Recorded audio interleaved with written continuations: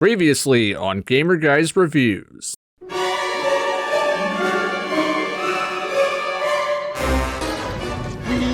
are going to die! Indiana Jones and the Staff of Kings wasn't the buried treasure I remember it being. An over-reliance on motion controls turned what was already a forgettable adventure into a frustrating one. Falling into a crate of snakes was more fun than trying to play this game. But as I said before, this wasn't the only port, as Indy also appeared on the PS2, DS, and PSP. First up is the PS2 version, also developed by A2M. This one's the Wii version barring one huge difference: no motion controls! All the fighting, flying, and QTEing is done with the buttons and triggers. You can take solace knowing the QuickTime events won't give you carpal tunnel, but just because it controls better doesn't automatically make it good. Great. Removing the waggle shows how basic everything is. Combat devolves to mashing square until all the bad guys are dead. The Wii game tried incorporating different attacks, but on PS2, your most basic jabs will get the job done. It's not good if punching Nazis made me want to fall asleep.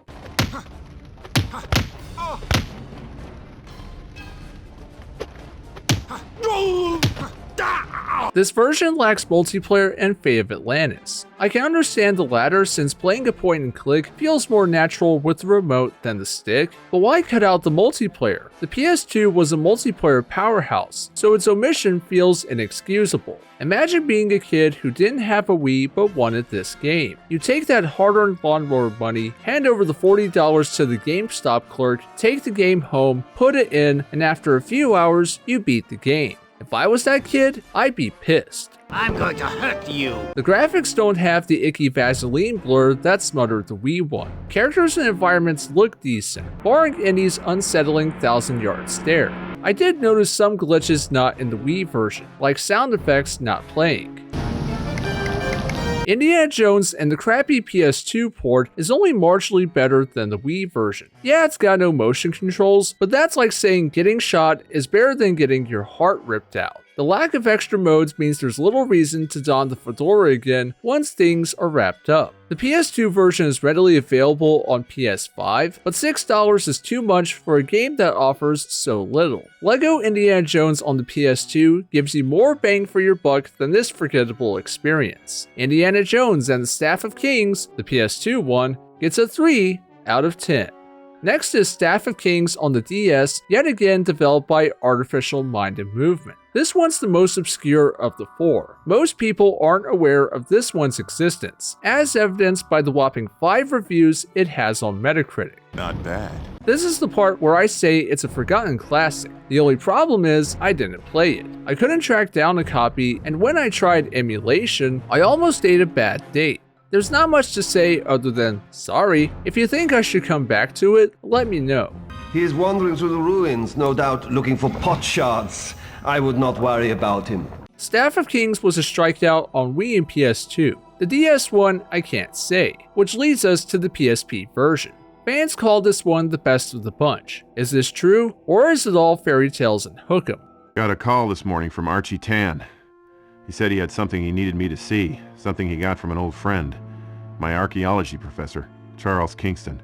My spirits were lifted when the opening credits began and there was not an A2M logo in sight. Indy's PSP journey was handled by Amaze Entertainment, who back in the day did several handheld and 6th-gen ports. Things got more promising when the game began and I was treated to context. The opening mission shows Indy and Magnus exploring a temple when Magnus's greed starts a Mayan booby trap that Indy needs to undo. You Americans, you're so full of swagger, yet so timid in the face of real adventure. Staff of Kings on PSP marches to its own tune. The story isn't a cookie-cutter Indiana Jones plot. It's a properly fleshed out story with likable characters. Stuff that didn't make sense before, like the Jade Spear, is given explanation here. Can't leave you alone for a second. Very funny. I get to die laughing. The side characters don't just exist, they have depth. Take this fire-spitting guy. In the Wii PS2 game, he's a generic henchman Indy beats up. In the PSP game, he's a gang leader working with Magnus. That added bit of detail goes a long way because now he's just not a scary fire-spitting dude, he's a scary fire-spitting dude with a purpose. I especially like the in-game banter between Indiana and whoever he's with. The back and forth feels authentically Indiana Jonesy, compared to the Wii game where there was more filler, no killer. Maggie, guard the entrance. I'll be back with the shepherd. Of course.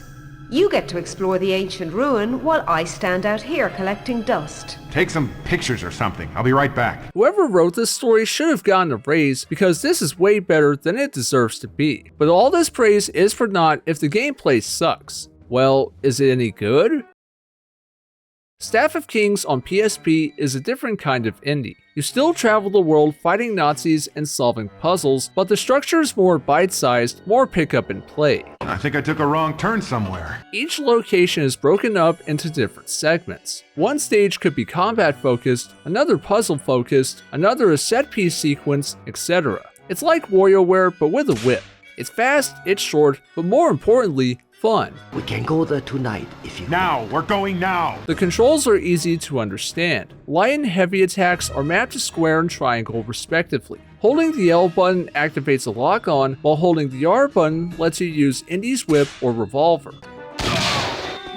The whip functions the same as it does in the console ones. It disarms enemies or lets you reel them in. The revolver lets you one-shot goons when you don't feel like getting your hands dirty. The combat is way more enjoyable since you have more attacks to work with and you aren't always praying to Shiva that the controls work to your favor. You have some fun combo moves to pull off, including uppercuts, headbutts, or kicking them in the family jewels.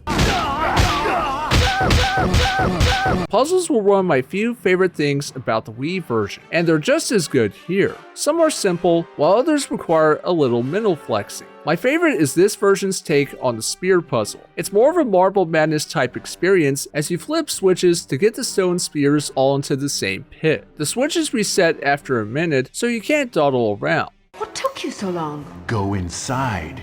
I'll show you. How many main and bonus objectives you complete determines how many upgrade points you'll receive. You heard right, upgrade points. Fortune upgrades Indy's health and damage. Glory unlocks concept art and cheats. The Temple of the Staff is behind that wall.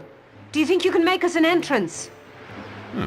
Haven't fired a catapult since I was a kid. If it isn't obvious, Staff of Kings on PSP is kinda impressive. Amaze amazed me with how much effort they put in. It's not all good, as I'll get to shortly, but after the console versions failed so hard, I was glad for the change in pace. It's fun, it's varied, it's got personality out the wazoo. It's also repetitive. I have to admit, Indy, you nearly lost me. Luckily for me, you have a tendency to trust the wrong people. Now I said there are different gameplay styles, but it has a bad habit of repeating certain ones over and over. After defending Maggie for the umpteenth time, I began wondering if Indy should start going into escorting, and not the fun kind of escort.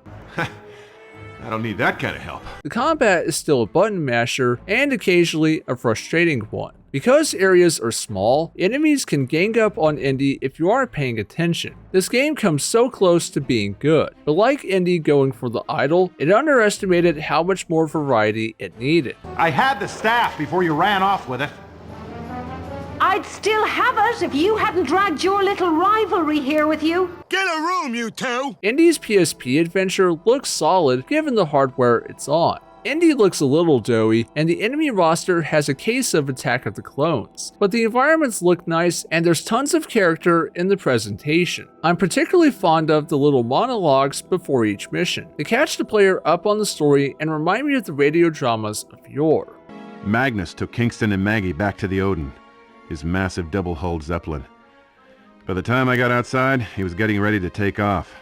I had one last chance to get aboard before Magnus and the staff were gone for good. Indiana Jones and the Staff of Kings was the Indy game we never got, at least on Next Gen. The ones we got elsewhere were a mixed bag. Indiana Jones on the Wii and PS2 is a run-of-the-mill adventure, but with a catch. One is a run-of-the-mill adventure with a lot of content but frustrating controls. The other has good controls but skimps out on the goods. Those two took a leap of faith and failed. This one sticks the landing. Name your price. How about you give me the orb, and I let you limp out of here. This game reminds me a lot of Driver San Francisco on the Wii. Both games are vastly different from their main counterparts. Both were ignored on release. Both do impressive things despite their hardware constraints. Driver San Francisco gives you open world action on the Wii. Staff of Kings gives you a whip-cracking adventure on the go. Some poor design choices hold it back, but I'll gladly take repetitive missions over wrist-breaking QTEs. Indy?